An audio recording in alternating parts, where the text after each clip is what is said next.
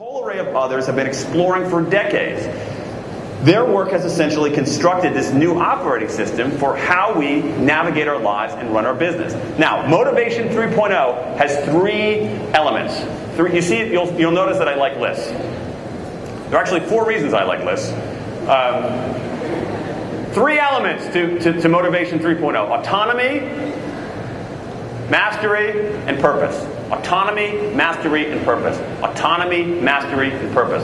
Let's start with autonomy. This is the one I really want to focus on. The other I'm going to go through quickly. Autonomy. That looked much cooler on the small screen. Autonomy. All right, what do we mean by autonomy? This is actually a really important question because it goes to our basic view of human nature. Our basic view of human nature. What are we like when we're born? What are we like when we're born? What is, I'm going to use another computer metaphor again, what is our default setting? What's our default setting? When we enter the world, are we wired to be passive and inert? Or are we wired to be active and engaged? I think, I'm convinced it's the latter. That it is our nature to be curious and self-directed. I mean, have you ever seen a 6-month-old kid or a 1-year-old kid who's not curious and directed and self-directed? That's how we are out of the box. The problem is that too many of us become passive and inert. However, if we improve the environments we're in, I think we can steer people back to that natural state, and I think that means trying to stop controlling people and doing everything we can to reawaken their fundamental sense of autonomy. So, to be more specific, let's get more granular here. In the workplace, it means giving people far greater autonomy over task, what they do, technique, how they do it, time, when they do it, and team, who they do it with. The more people have autonomy over these aspects of their work life, the better they will do, especially at complex, sophisticated, creative tasks. Just think about your own best work, the one or two things you've done in your career that you're especially proud of, or that you look back on with pride when you're in your final days. Did you accomplish those things? Think about that for a moment. What's one or two things you're really proud of? Did you accomplish those things because someone was controlling you?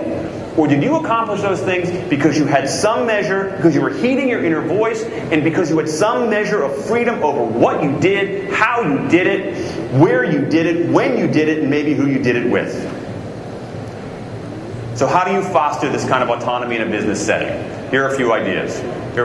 And you see these sort of more different management styles percolating on the periphery here. And as all of you know as designers, the cool stuff is on the periphery, and then eventually it migrates to the middle. And this is a great part.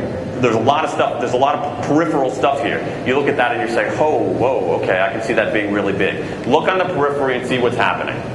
So, here are some ways to foster greater autonomy in a business setting. Give you an example. The Australian software company Atlassian. How many of you have heard of this? How many of you have heard of the company Atlassian?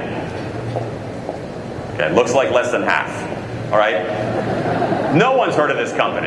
But let me tell you what they're doing. Because they're doing something amazingly, totally cool that I think is an indicator of where things are going. They set aside a day, 24 hours, when their engineers can work on any problem they want, as long as it's not something in their regular job. So they crash out new code or an elegant hack any way they want, with anyone they want, and then show it to the rest of the company in this wild and woolly all-hands meeting at the end of those 24 hours. And then being Australian, everyone has a beer. They call these 24-hour periods, they call them FedEx days. FedEx days. They're going to get so nailed on a trademark violation, but they call them FedEx days because everyone has to deliver something overnight. Now, what's happened on these FedEx days, these sort of 24-hour periods of intense autonomy where you can do anything that you want, has produced a whole array of software fixes that would likely never have emerged. And it was so successful that Atlassian actually sort of boosted this with something that you might be more familiar with, something called 20% time. 20% time. Now, some of you have probably heard of this. The most famous purveyor of this, not necessarily the most robust example of how to do it right, but the most famous purveyor of this is Google. Here's what 3M has done this as well. At workplaces that have done this, people can spend 20% of their time working on anything they want. 20% of their time working on everything they want. They have control over their time, their task, their technique, and in some cases, their team. Now, this is Google. Google doesn't sign away the intellectual property rights to anything created during that 20% time. No way. Which is really smart. Because in a typical year, listen to this, in a typical year, about half of Google's new offerings are birthed during this 20% time. During that period of pure autonomy. Let me give you another example of even more radical doses of autonomy. Let's go to, that's 20% time, let's go to Best Buy. Not the stores, but in the corporate headquarters outside of the Twin Cities in Minnesota. In its corporate headquarters, it has introduced something called a results-only work environment. A results-only work environment. A results-only work environment, R-O-W-E, a row. How does that work? These are workplaces in which people don't have schedules. They show up when they want. They don't have to be in the office at a certain time or any time. They just have to get their work done. How they do it, when they do it, is entirely up to them. Okay, that's autonomy. This is a big deal. You see this sort of gurgling autonomy revolution out there because the controlled way of quote unquote managing people, the controlled way of quote unquote motivating people doesn't work, and it is destructive for creative endeavors.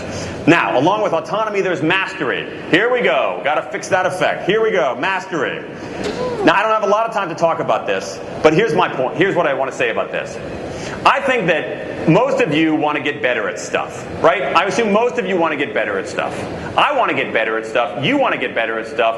I think all of us want to get better at stuff. I think that's part of what it means to be human. The science is showing this. If you look at the work of the brilliant psychologist Mikhail Csikszentmihalyi, he calls these things, he says our highest moments are periods of optimal challenge. What he calls flow experiences. When the challenge that we're undertaking is matched exquisitely to our level of ability. When we lose track of time. When we're in the zone. And the dirty little secret that Csikszentmihalyi discovered 30 years ago about these flow experiences, these optimal experiences, that we're more likely to have them at work, much more likely to have them at work than at leisure.